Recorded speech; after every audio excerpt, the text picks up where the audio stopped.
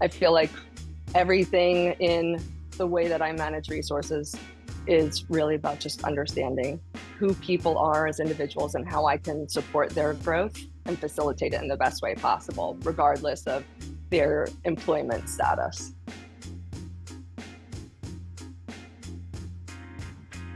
Well, I guess we can start with the easy stuff about you. So, what is it you love about your job when it comes to managing resources? Well, in program management, resources are everything. I mean, we have to make sure that we have all the right people in all the right places in order to be able to get everything to delivery on schedule and on time. So they are critical in every single aspect of my role. And I absolutely love working with a variety of people. That's part of the beauty of working on various programs, is that you really get to have a better understanding of the different roles, responsibilities, skill sets, and personalities. So I just love being able to figure out what is the best fit for the project, for the right person, keeping in mind what their goals are and also what the goals of the project or program are. Awesome.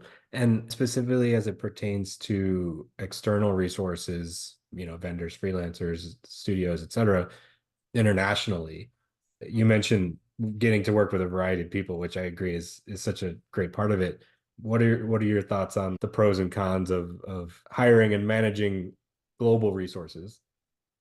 I'd say the challenge usually happens to be when there's conflicting time zones. As long as a project or a program is more flexible in terms of not needing people to be in the same location, which I have my personal thoughts on that. I always feel like it is best to see what works for the team and what works for the people as opposed to having a specific mandate in place. But I'm always flexible to being able to include different time zones and people of all different cultures, because you're going to get more value when you have people that come from different backgrounds. If you're always looking for the same people from the same area, that was part of the value of, I mean, I always look at the silver lining of things. And so with COVID, we had this beautiful opportunity to be able to open up our pool of candidates. And so being able to look not only across the US, but also to be able to look to international partners, sometimes the time difference actually is really beneficial because I'm an early riser. So if I'm dealing with someone in the UK, it's really easy because I'm up early. So I can get my day done and I can cut out a little bit earlier before the end of the day because of it. So there's definitely benefit there. But if I have someone in California and they're working with someone in the UK, they totally miss each other. That doesn't work very well. So it's about understanding the team makeup and what might work the best for them. But I always remain open to having people from all backgrounds, no matter where they are. How do you facilitate that connection and collaboration across time zones? Yeah, that it's really about just making sure you have a dedicated time that people know that they're going to be able to meet together. And so figuring out at the beginning, what is the one time that is open for each of your time zones that we can make sure that we have that standing meeting. Or if we don't need it, we can cancel, but we're just going to have it on the schedule so that we know we're going to leave that available. We're not going to schedule other items at that time. We're going to make sure that we can all be present and available then. I've worked with people in Korea, I've worked with people in Tokyo, and that's a 13-hour time difference, and so that's pretty big. But when you can always find that sweet spot where it's like 8 a.m. on the East Coast is their 9 p.m., and so we can make that work. So there are different ways that you can find how to make it work for everybody. It's just about, figuring out who likes to wake up early, who does not like to wake up early, and how you can find those spots that can make sense for everybody. I like it. So yeah, finding the sweet spot for Yeah. overlap and direct comms. What are some other challenges that you've run into or you've seen when managing contractors? I'd say, especially when people aren't on site, being able to sometimes get engagement has been challenging. And that's where I don't like to ever make a mandate that everybody always needs to have their cameras on. But I also personally feel very strongly about connection. And it's very hard to connect with someone when it's just a voice and you're looking at a picture of them. So, whenever possible, I try to encourage people to just be present so that we can all stay actively engaged and trying to, when there's meetings, trying to have a lot of open questions. Also, retrospectives have been phenomenal in trying to get people to feel more comfortable and feel more engaged with a group that might be more dispersed, or a makeup of different contractors and no one's really sure of everyone's background and skills and competition, things like that. So I find that retrospectives have been a phenomenal tool for being able to get people to be open and honest, making them anonymous, and no one has to say, hey, I did this, but just opening up that opportunity for people to talk more openly about what they're experiencing, what they're feeling, how we can improve things collectively. And that helps to gather everybody to feel more like they're part of this ultimate team, as opposed to one contractor working on one thing over here when this project is this big. That's really cool. Yeah, I've seen the retro work really well on internal teams. That's great that you use it for mixed, hybrid teams as well. Do you have a Yeah. framework for that, or is it, sort of the same questions you ask everybody? Yeah, I do. I put up the board in advance. So I'll usually set up a retrospective and I'll send it out in advance so that everybody can put things in there. You can reply to different comments that people put in there, and everything just remains anonymous. You can submit reactions, and that way everybody can kind of get their thoughts in advance. You also kind of know what you're going into when facilitating that retrospective, but I love to do what's been going well, what hasn't gone so well, what would we like to try next, and what puzzles us.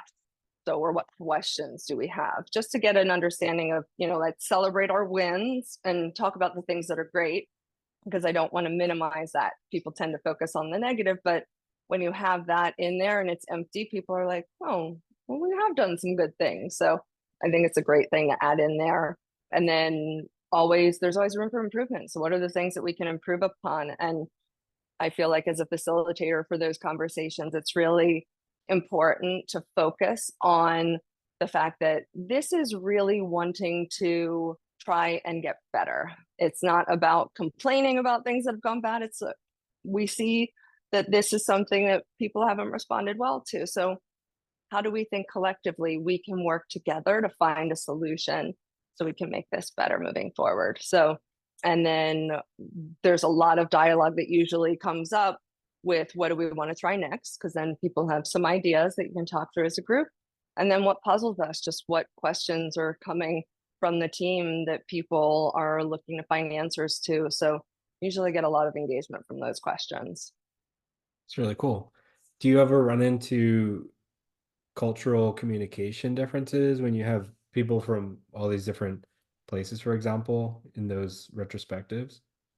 Yeah, you can absolutely get a huge gamut. I mean, even from a personality perspective, you can get certain people that are really zealous and want to talk, and there's others that are just more quiet and are more reserved and don't really want to say anything.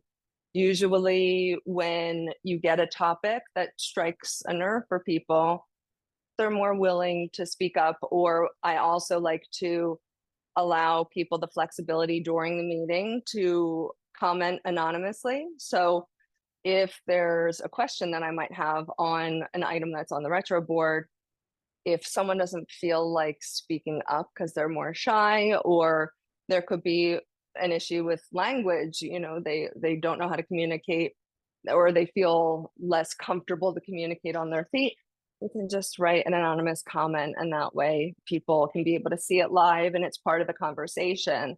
But you're not having to put someone on the spot that way. Awesome.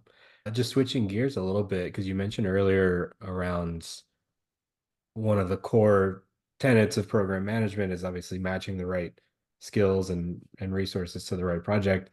What's your thought process there? How do you match the talent to the task or the project? Yeah, I personally, I feel like every program manager is going to approach it very differently.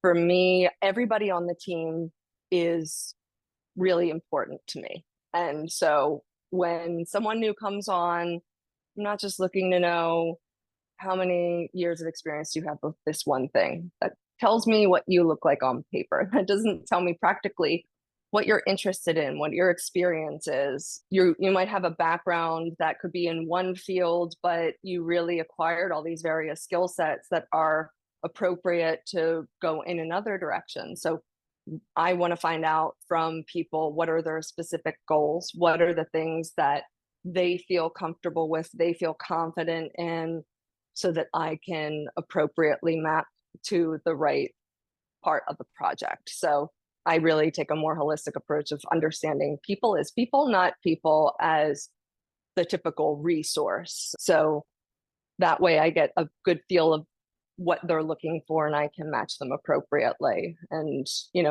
always partnering with the lead in that area to ensure that they feel comfortable and confident in my decision. But I always have a rationale as to why, and that makes them feel more comfortable moving forward.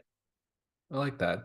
Well, I guess that brings me Yeah. to a question. What is the difference to you between managing freelancers and vendors, for example, versus leading a team, or is there a difference? I don't personally make a difference there. And that is a very specific choice that I have made, that even though I don't have the specific authority over them as their people leader, I want to inspire them to do their best work.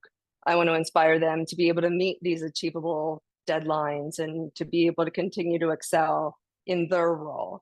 Because if I don't, what's in it for them? It's just a paycheck. And I don't want anybody to feel like in their work, they're spending more time there than they are with their families.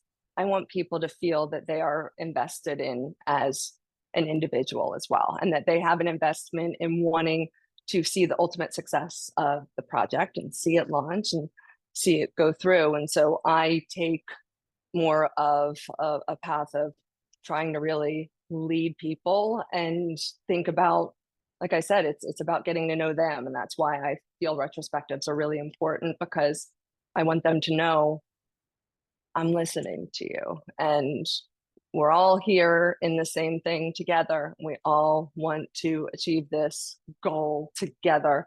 So how can we make it work? And so, yeah, I've made a very specific choice to not separate them, because I feel like that is so, it's just inauthentic for me. I'm not the kind of person that can be like, you need to do this because I said so. That I will never say. And I have 4 kids and they can actually tell you that. I have never used that excuse, but it is really about trying to lead them and guide them and help them achieve a goal so that we can all feel the strength from achieving it together. Excellent. I love that. What would you say is your number one piece of advice on leading a team of people that includes external talent from your experience? I would say really trying to be as consistent as you can with everybody, because we're all just people. And so I know that in certain companies, contractors will get looked at and treated in a different way from someone who is a full-time employee. Really, they're people when it comes down to it, and just make sure that you're giving feedback, that that honesty and transparency that I really appreciate about the retrospectives is also about feedback. So if you recognize things that are good, give that feedback. I feel like people think of the word feedback more about, when something goes bad, I need to give people feedback. It's like, no, you can tell them when things went great too. That helps motivate and keep people excited and engaged. So keeping that feedback loop open so that people know what they're doing well, and helping to understand what their goals are so that you can say, all right, well, I see that there's this opportunity here for you. If you're looking to grow in this one area, let's see if this is a smaller subset of this project and it can go really quickly, and maybe try that out and see if that can work for you. So it's, I feel like everything in the way that I manage resources is really about just understanding who people are as individuals and how I can support their growth and facilitate it in the best way possible, regardless of their employment status. Love that. When it comes to, I saw in your bio, you say you turn organizational chaos into clarity, which I really, really love because that resonates with us at Worksuite. What's an example where you just saw pure chaos and you had to make sense of it? Is there something that comes to mind? Like 8 million things just came to mind all at once. I mean, it's really, that's the nature of being in project and program management. Everything is chaotic, and it's really about understanding patterns and consistent trends that you see. And what can I do to support this in the long term? Understanding what the strategic future vision is, and then being able to say, now, if we back that into the tactical, what can I do to facilitate getting this in the best order possible so that it can be more consistent? We can get easier flow, we can get more visibility, we can be able to have more of a standard for the way that we work as a team based on all of our understanding of what has worked and what has not worked. This is where the retrospectives again come in really useful, because you can see the trends of what were people really responding to historically, and being able to say, okay, now as we're approaching this from a program perspective, let's go ahead and start to implement these things so that we can have it more consistent moving forward. And I've been able to, on large teams, be able to help facilitate, quarterly planning is one of the best use cases for chaos, because everyone's coming in from 5 different directions. They want theirs prioritized over everyone else's, but no one has requirements. It's all over the place. So being able to help get everyone together, consolidating that list, and being able to show, okay, well, this is what it's actually going to look like if we do everything. We don't have the resources that can line up against it.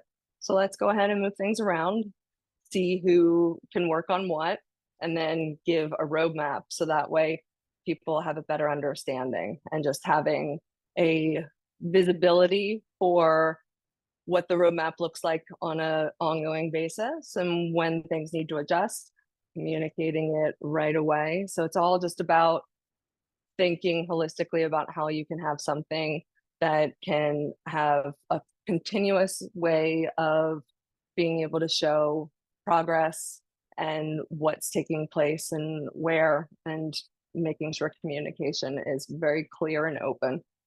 Great. Well, I'm mindful that we have about 5 minutes left, but one question that I'm asking everybody is, what does the future of work mean to you? And you could take this any direction you want. Yeah.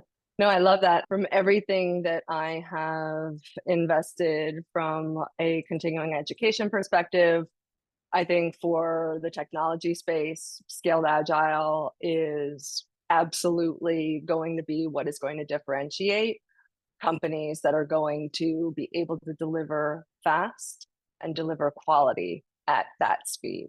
I feel like that's going to be a framework that will allow people to be cross-functional and really align towards business and customer value, and be able to plan more effectively, because everyone that needs to plan from that cross-functional team is in the planning sessions together. So I feel like that's going to be something that I know I personally feel is going to differentiate a lot of the companies from others. And I also feel like being able to have that team that is going to be more diverse from a cultural perspective as well, being able to get people that are from other countries and being more open to your talent pool is going to benefit the work in the long run.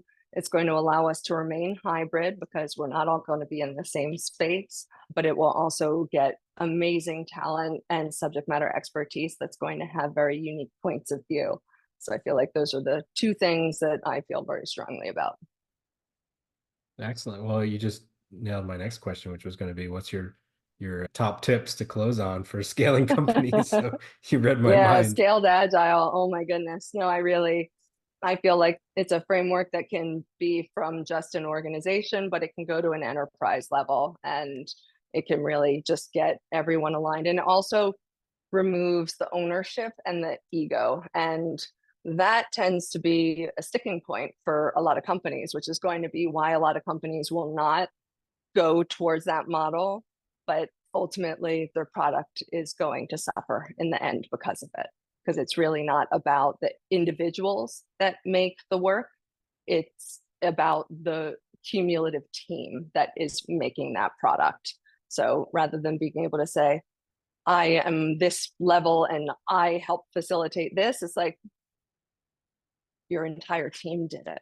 And that team worked with another team, that team worked with another team, and everyone was involved. So it's not one person, it's not two people, not three people. It is the entire team that gets to say, this is what we did. I love that. Well, I guess just final thoughts to close on. What's your kind of number one piece of advice when it comes to hiring, managing, and even paying external workforce at scale? My biggest thing is looking not just at titles and roles, but really looking at skill sets. I feel like people are very focused on, I want to see that they have a certain amount of years with this certain job title. But a lot of people acquire skills in a variety of different roles. And so I don't think that that should be looked at singularly. And I know that's what's going to also differentiate what will get people through, like, if you use AI to look through resumes and you're looking for specific titles, you're not going to get the pool that you might be able to get if you look more at their skill sets and what they're acquiring and how that can be of value. I feel like there are a lot of people that have had various paths, but they get somewhere. I mean, look at my career path. It went all over the place. I can't say that there is a linear line that makes sense other than when I tell how I got from A to B to C to D, it does make sense. And they all kind of led to one another. But if you look at what should you do in order to be successful in program management, I would not be like, look at my resume. Like that's not a clear path, but everything that I did acquired skills that got me to where I am. And so I feel like that is the one thing that I would suggest the most, because people usually are very much about, I want this role with this many years of experience, but think about all the value that other roles can bring to people.